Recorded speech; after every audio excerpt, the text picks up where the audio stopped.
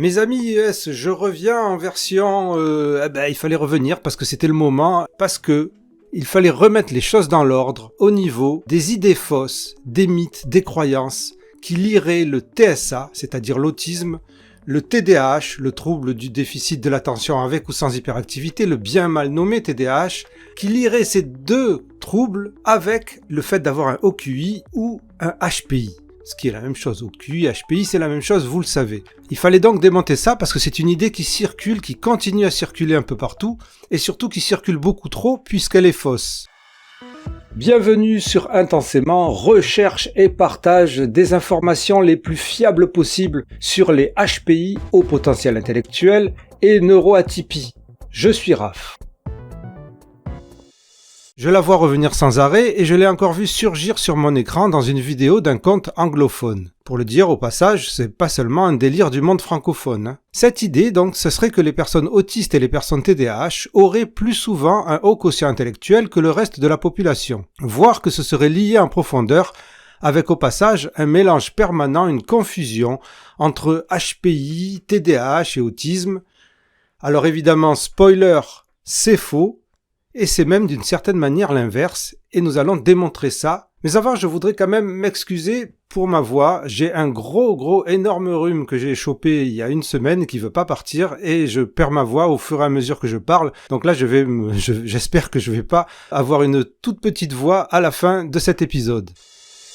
Alors, pour démontrer qu'il n'y a pas de lien entre TDAH, autisme et HPI ou OQI, pour le démontrer correctement, il faudrait prendre le temps de poser les bases. Alors, il faut revenir à ce qu'est réellement le quotient intellectuel, à ce que mesure le quotient intellectuel, et à quelques points précis qui sont indispensables pour comprendre pourquoi ces mythes existent, comment ils se sont installés, et surtout pourquoi ils ne tiennent pas quand on regarde les choses sérieusement. C'est le genre d'épisode que, pour comprendre, il faut aller au bout. Mais beaucoup de choses fonctionnent de cette manière. Si vous voulez vraiment comprendre quelque chose, il faut aller au fond des choses en profondeur et pas vous contenter de ce que vous avez envie de croire. C'est pas plus compliqué que ça. Vous retrouverez la plupart des sources utilisées, des études, des recherches, des articles, etc. dans la description de cet épisode. Et si jamais j'ai oublié de la mettre, comme ça m'arrive très souvent, n'hésitez pas à me le rappeler, évidemment. Alors accrochez-vous, c'est parti. On commence par le quotient intellectuel. Pour les personnes qui ne suivent pas intensément, on va essayer de résumer ça de la manière la plus claire possible pour pouvoir lier ça ensuite aux croyances qui feraient que le TDAH ou l'autisme serait lié au QI. Le quotient intellectuel, c'est une mesure psychométrique standardisée d'une grosse partie des capacités cognitives. Et ces capacités cognitives nous servent pour la plupart des activités de la vie quotidienne et nous permettent de raisonner et de mieux s'adapter à la complexitude de la life. Alors ce n'est peut-être pas la mesure de l'intelligence comme vous l'entendez, telle que vous la définissez, mais il reflète le modèle dominant de l'intelligence dans la recherche, modèle qui n'a pas été détrôné depuis plus d'un siècle. Le quotient intellectuel, c'est la mesure de ce que l'on appelle le facteur G, c'est-à-dire le facteur général d'intelligence. C'est le modèle dominant. L'idée de base de ce modèle, elle est simple.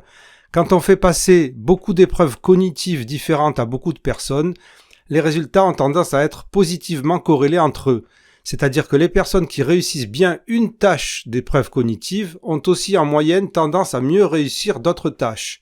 C'est statistique, ça n'a pas été démenti depuis plus de 100 ans.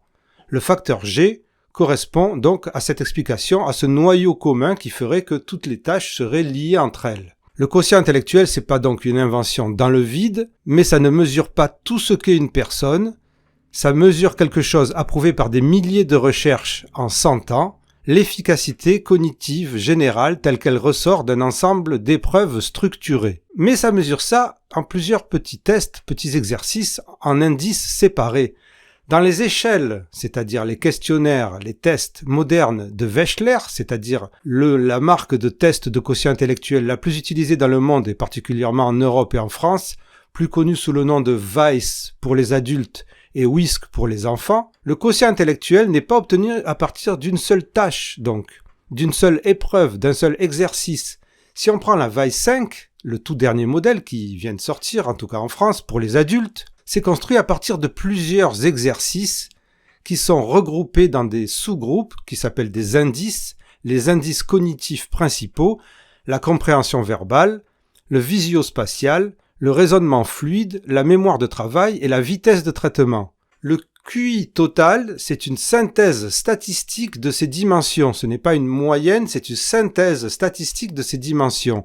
On a un score par épreuve qui sont regroupés donc dans ces sous-groupes, les dimensions ou les indices. Ça donne un score pour chacune de ces dimensions. Et ensuite, le quotient intellectuel total, c'est la synthèse de ces scores. Ça veut dire deux choses. Le QI total, ça reste la référence quand on parle de niveau intellectuel général. C'est le QI total. C'est la synthèse de tous ces scores. Mais ça n'empêche pas que dans certains cas, comme par exemple le fameux cas des profils hétérogènes qui sont très courants, c'est-à-dire quand les scores peuvent avoir d'énormes écarts entre eux, le détail des indices, c'est important pour comprendre comment le niveau intellectuel, le fonctionnement intellectuel de la personne s'organise, comment la personne fonctionne. Le QI, en tant que tel, le QI total, situe une personne statistiquement par rapport aux personnes de son groupe d'âge à partir d'un étalonnage réalisé sur une population de référence, généralement nationale ou linguistique selon le test. C'est-à-dire que le QI total, ça dépend de votre âge et de votre géographie. La moyenne est fixée à 100 avec ce que l'on appelle un écart type de 15, c'est-à-dire une mesure de dispersion des personnes le long de la courbe, de cette fameuse courbe que l'on connaît sous le nom de courbe en cloche. Et donc nous avons dans cette courbe en cloche environ 68% de la population qui se situe entre 85 et 115 de QI, donc autour de la moyenne de 100. À partir de 130, soit environ 2 écarts types au-dessus de la moyenne, on parle classiquement de haut QI, c'est le fameux HPI, haut potentiel intellectuel, qui n'est rien d'autre que l'autre nom du haut QI. À l'autre extrémité, de l'autre côté, un score autour de 70 ou en dessous de 70 correspond historiquement au seuil de la déficience intellectuelle. Aujourd'hui, dans le DSM-5, c'est-à-dire le catalogue des maladies psychiatriques ou psychologiques de référence, cela rentre dans l'évaluation du trouble du développement intellectuel, qu'on appelait autrefois la déficience intellectuelle, mais le diagnostic aujourd'hui ne repose pas uniquement sur le QI seul et prend aussi en compte le fonctionnement adaptatif. C'est important pour la suite. Donc, qu'est-ce que c'est que le haut QI? Il faut être très clair là-dessus. Le haut QI, ou HPI, selon les terminologies, c'est un QI total élevé. Un QIT élevé, classiquement, à partir du seuil qui est arbitraire, certes, mais qui a été élaboré de cette manière, du seuil de 130, autour de 130. Ce n'est pas un seul indice élevé. Avoir un très bon indice de compréhension verbale avec une mémoire de travail basse et une vitesse de traitement basse ne suffit donc pas à faire un haut QI. Avoir un très bon score aux épreuves de logique visuelle, de séries de formes à compléter, ne suffit pas non plus à dire qu'on est HPI si le QI total n'est pas dans cette zone au-dessus ou égal à 130. Donc quand on parle de haut QI, c'est-à-dire de HPI, il faut rester carré. Soit on parle du QI total, soit on parle d'autre chose, et dans ce cas-là, c'est la porte ouverte à toutes les confusions. Alors n'oublions pas que le QI n'est pas un type de personnalité. Ce n'est pas un style émotionnel, c'est pas un tempérament, ce n'est pas une pathologie non plus, et ce n'est pas à lui seul un diagnostic de quoi que ce soit. Vous le savez, au niveau du quotient intellectuel et du HPI, il y a déjà énormément de mythes, de croyances, de confusion, donc ne rajoutons pas de la confusion à la confusion. Un haut QI, c'est un haut QI total. Et c'est comme ça que la recherche le considère, de toute manière. Donc tout ce qu'on va voir au niveau des chiffres par rapport au TDAH et aux autistes, ça correspond au haut QI total. Maintenant qu'on a mis ça au point, qu'on est carré sur ça, on va comprendre ce que disent les chiffres et les données et on va comprendre pourquoi les personnes pensent que le TDAH ou l'autisme sont liés au haut QI. Le cas du TDAH d'abord. Dans le cas du TDAH, il y a un délire qui arrive tout de suite, que vous allez comprendre, parce que le TDAH, c'est le original pensée en arborescence. Vous savez, ce fameux concept inventé par JSF, la fameuse psychologue Jeanne Siofachin, qui a créé le concept de zèbre. Concept de pensée en arborescence qui n'existe qu'en francophonie, qui est présenté comme une sorte de marqueur, qui était présenté comme une sorte de marqueur du HPI, puisqu'elle est revenue sur ses déclarations, elle est revenue sur ce concept, Jeanne Siofachin. Elle ne considère plus que la pensée en arborescence, c'est spécifique au HPI. Donc, la pensée en arborescence, ça serait l'idée d'une pensée qui en entraîne une autre, qui part dans tous les sens, etc. Vous connaissez tous cette pensée en arborescence qui est devenue super fameuse, même si elle n'est pas validée ni par la psychologie ni par la science. Sauf que, ce que les gens décrivent là, ce qu'on décrit quand on parle de pensée en arborescence, très souvent, Ce genre de pensée, c'est tout simplement un fonctionnement qui peut être symptomatique du TDAH. La personne passe d'une idée à l'autre, se disperse, saute de branche en branche. Autrement dit, ça ressemble beaucoup à ce qu'on vend comme pensée en arborescence, mais ce n'est pas une preuve de HPI. Le gros problème, et on en a déjà parlé dans Intensément, puisque c'est la base de toutes les recherches d'Intensément, c'est le biais d'échantillon de départ. Les psychologues, dont Jean-Sio Fachin, ont confondu parce que les personnes à haut quotient intellectuel qui venaient les consulter avaient aussi des difficultés psychologiques ou neurodéveloppementales, dont le TDAH, qui à cette époque-là n'était pas super connu, et beaucoup de cliniciens ont donc confondu les deux, les problèmes liés à un trouble comme le TDAH, avec des effets soi-disant supposés du fait d'avoir un haut QI, qu'on appelait à l'époque surdoué ou haut potentiel intellectuel. Résultat, on a associé cette pensée qui part dans tous les sens à un HPI, alors que ça peut tout à fait être le signe soit d'un trouble attentionnel, mais aussi d'une schizophrénie, d'autres troubles, d'une anxiété, etc. J'ai fait plusieurs épisodes là-dessus, et notamment sur la fameuse tachypsychie, qui est un symptôme de pathologie qui ressemble étrangement à la pensée en arborescence. Je vous mettrai les liens dans la description de cet épisode, évidemment. En tout cas, lorsqu'on regarde les données sur le quotient intellectuel et le TDAH, la moyenne de quotient intellectuel des TDAH est plus basse, pas plus haute. Et ça, il faut bien le comprendre. Et alors, il y a beaucoup de gens qui posent des questions, mais qu'est-ce que c'est? On fait pas d'études sur la population pour savoir le QI, tout ça. Ben si, il y a plein d'études qui ont été faites sur les populations générales, sur une large population, des milliers de personnes. On les prend toutes, on calcule le QI, on regarde si elles ont des pathologies, on regarde si elles n'ont pas de pathologie, etc. Il y a eu des tonnes d'études de cette manière-là. Il y a eu des méta-analyses sur ça.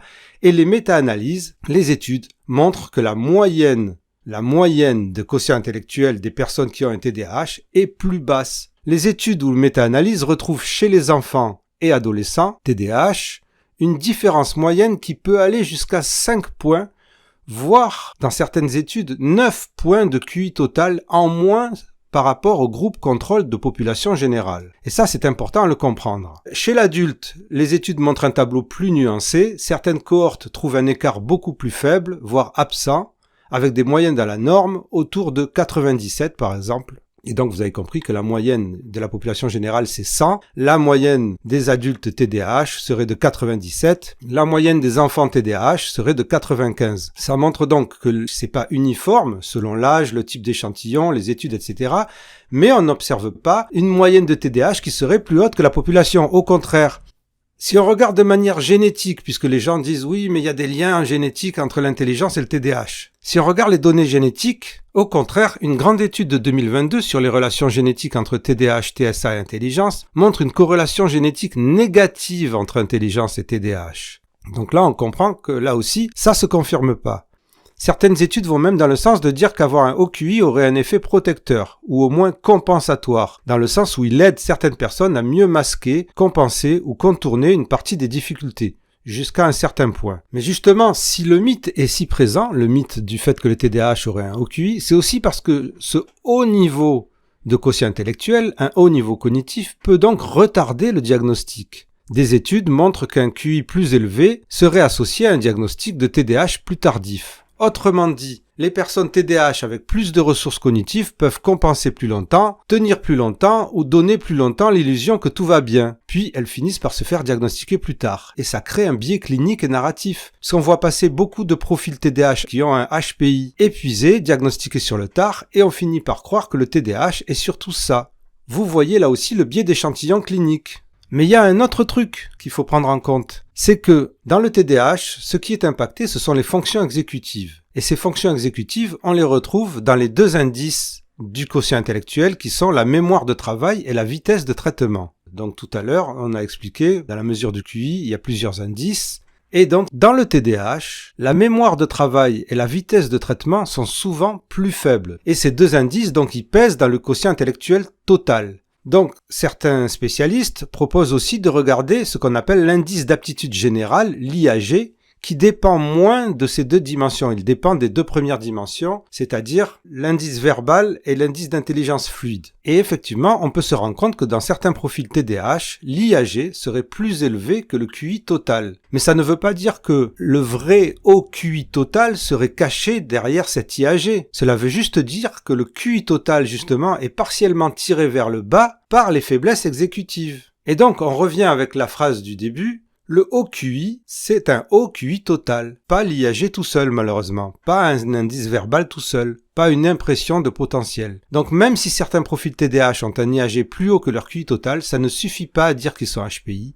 Le HPI reste défini par le QI total élevé. Et donc, on comprend avec tout ça qu'il y a donc aussi des personnes avec un TDAH qui ont un haut quotient intellectuel, qui ont un HPI. Ce qui signifie que le TDAH n'empêche pas d'avoir un HPI. Donc toutes les personnes qui disent « j'ai eu 115 de quotient intellectuel, mais c'est à cause de mon TDAH », il y a des personnes qui ont un TDAH et qui ont un quotient intellectuel de 130, de 145, voire plus haut. Il ne faut pas tout mélanger. Donc on a compris que pour le TDAH, on ne retrouvait pas plus de haut QI. Nous allons voir maintenant le cas de l'autisme. C'est parti. Alors, on évacue tout de suite le cliché du syndrome du savant. Vous savez, le profil à la Rain Man, capable de vous calculer de tête quel jour de la semaine tombera le 15 juillet 2156 ou de mémoriser l'annuaire. Ce genre de prouesse n'a rien à voir avec l'intelligence générale ou un haut QI. C'est une hyper spécialisation du cerveau, mais c'est clair que ça a massivement pollué l'imaginaire collectif et que beaucoup de personnes ont fini par confondre autisme et super pouvoir cognitif. En réalité, vous le savez maintenant, l'autisme est appelé aujourd'hui le trouble du spectre de l'autisme. Et c'est là qu'on va comprendre que ce spectre joue dans la moyenne totale. Il y a de très nombreuses personnes autistes qui ont ce que l'on nomme aujourd'hui un trouble du développement intellectuel, que l'on appelait autrefois déficience intellectuelle, c'est-à-dire avoir un quotient intellectuel largement en dessous de la moyenne, comme je vous l'ai dit, en général en dessous de 70 de quotient intellectuel. Et donc, soit vous considérez que l'autisme c'est tout le spectre, ce qui est considéré aujourd'hui, et donc qu'il comprend ces personnes-là avec une déficience intellectuelle, soit il y a, surtout dans la recherche, dans les études, on va parler d'autisme sans déficience intellectuelle, SDI, ou d'autisme avec déficience intellectuelle, avec DI. Mais c'est pas une catégorie diagnostique en soi. Autrefois, l'autisme avec déficience intellectuelle, ça représentait l'immense majorité des autistes. Lorsque l'autisme est devenu le trouble du spectre de l'autisme, et que le spectre s'est élargi, le nombre de personnes qui avaient une déficience intellectuelle a chuté en proportion dans l'autisme, mais tout de même, on retrouve plus de 30% d'autistes qui ont une déficience intellectuelle. Et il faut savoir que dans la population générale, il y a le même nombre de personnes qui ont un trouble du développement intellectuel que de personnes qui ont un HPI, c'est-à-dire autour de 2%. Ce sont les deux extrémités de la courbe. 2%, c'est très loin de 30%. S'il y a plus de 30% des personnes autistes qui ont une déficience intellectuelle, vous comprenez que ce n'est pas possible de dire que l'autisme est lié au haut quotient intellectuel, puisque c'est précisément l'inverse. Le récit autisme égale intelligence supérieure, dans le sens du QI total, ne colle pas à la redistribution réelle du QI total quand on parle du spectre entier. Et donc là, on peut s'intéresser, et c'est ce que fait la recherche, à l'autisme avec déficience intellectuelle et sans déficience intellectuelle. Et des études, des articles montrent que malheureusement, la recherche est principalement axée sur les autistes sans déficience intellectuelle et l'autisme avec déficience intellectuelle sont un peu les laissés pour compte du spectre, de cette évolution du diagnostic, et c'est ce que dénoncent certaines personnes que vous avez pu entendre sur Intensément. Mais regardons les chiffres. Quand on exclut les personnes autistes avec déficience intellectuelle, le sous-groupe qui reste a un QI moyen autour de la norme, donc autour de 100. Ce qui signifie qu'une grosse partie de ce que l'on lit dans les articles sur les capacités cognitives des autistes concerne surtout le sous-groupe qui serait sans déficience intellectuelle. Et ensuite, ces résultats sont ensuite généralisés à tout le spectre dans le débat public. Mais encore une fois, on reste autour de 100, comme la population générale. Ce biais de sélection est une des raisons majeures. On regarde surtout les autistes les plus verbaux, les plus testables, les plus aptes à participer à la recherche, et puis on oublie qu'ils ne représentent pas tout le spectre. C'est une discussion qui est en cours, c'est une controverse, et c'est quelque chose sur lequel il faudrait peut-être se pencher. Il y a aussi un cas spécifique dans l'autisme qui a fait croire au public que les autistes avait un haut QI, c'est le cas du syndrome d'Asperger. Le syndrome d'Asperger comme diagnostic autonome n'existe plus depuis 2013, soit la sortie du DSM-5 et la création du trouble du spectre de l'autisme. Toutes les personnes ayant un syndrome d'Asperger sont donc regroupées dans le large spectre des personnes qui sont autistes. Mais étant donné que c'est relativement récent, 2013, les descriptions de personnes Asperger continuent de circuler et notamment avec le mythe que les personnes Asperger auraient un haut QI. Ce qui là aussi, est faux. C'est une confusion historique.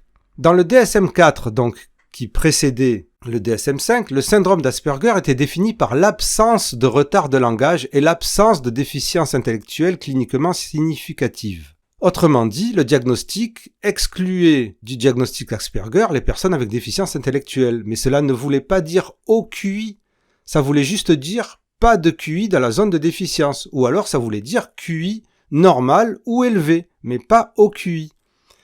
Mais une méta-analyse de 2014 sur 52 études comparant le syndrome d'Asperger et l'autisme de haut niveau, ce que l'on appelait autrefois l'autisme de haut niveau, c'est-à-dire des autistes avec un haut niveau de fonctionnement, qui n'ont pas la même trajectoire développementale que les Asperger, notamment au niveau du langage, mais n'ont pas non plus de déficience intellectuelle. Et donc, on a retrouvé dans cette méta-analyse que les profils Asperger avaient en moyenne un QI total, verbal et de performance plus élevé que les profils d'autisme de haut niveau de fonctionnement. Mais plus élevé que autisme de haut niveau de fonctionnement ne veut pas dire haut potentiel intellectuel, ne veut pas dire haut QI total. Ça veut juste dire que dans deux sous-groupes d'autisme sans déficience intellectuelle, le groupe des autistes de haut niveau de fonctionnement et le groupe des autistes Asperger, on a un profil cognitif un peu plus élevé et surtout plus verbal que l'autre chez les Asperger. Voilà. Et une principale différence qui est retrouvée très souvent chez les Asperger, c'est que le QI verbal tend à être plus élevé que le QI de performance. C'est le QI verbal qui tire tout le quotient intellectuel vers le haut. Et donc, dans le grand public, chez les médias, il y a eu un grand glissement culturel et on pensait que les Asperger, c'était ce génie socialement bizarre qu'on retrouve dans toutes les séries, dans les films, etc. Bref, là aussi, ça a participé au mythe, à la croyance, qui, encore une fois, est fausse. Il y a autre chose qu'on peut rajouter dans le cas de l'autisme. C'est les résultats des scores des autistes dans les tests, dans les épreuves de matrice de Raven.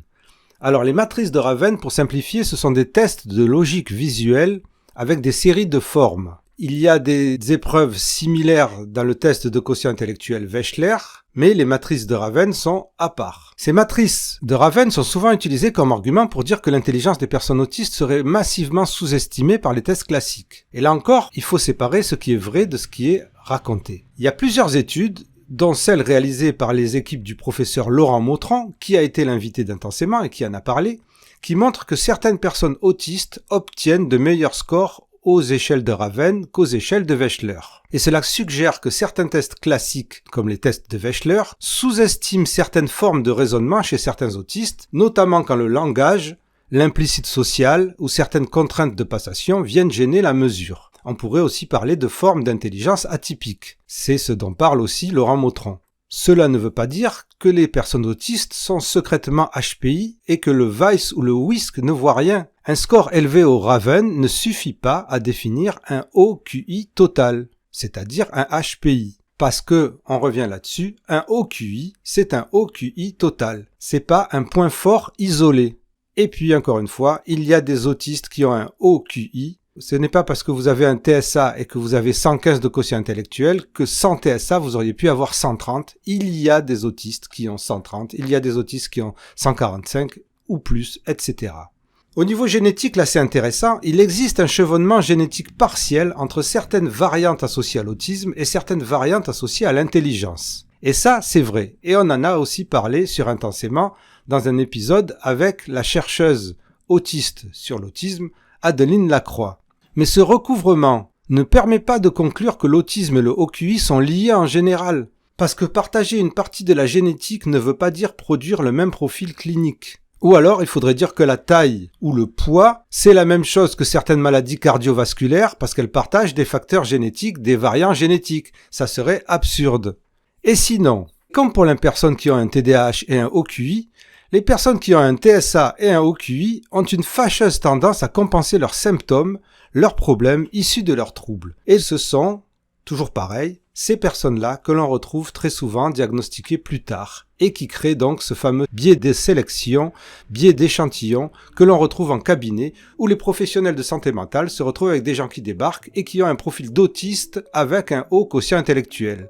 CQFD. Alors évidemment, tout ce qu'on vient de dire là, sur le TDAH comme pour le TSA, se rajoute au grand bazar ambiant des bullshitters du HPI qui consciemment ou inconsciemment continuent à confondre allègrement des comportements autistes ou TDAH avec des soi-disant caractéristiques HPI qui en réalité n'existent pas si on compare avec la population générale des personnes à haut quotient intellectuel ou à HPI qui n'ont pas ces caractéristiques. Et comme vous le savez, toute cette confusion entraîne des erreurs de diagnostic, des retards de prise en charge et des risques bien plus grands.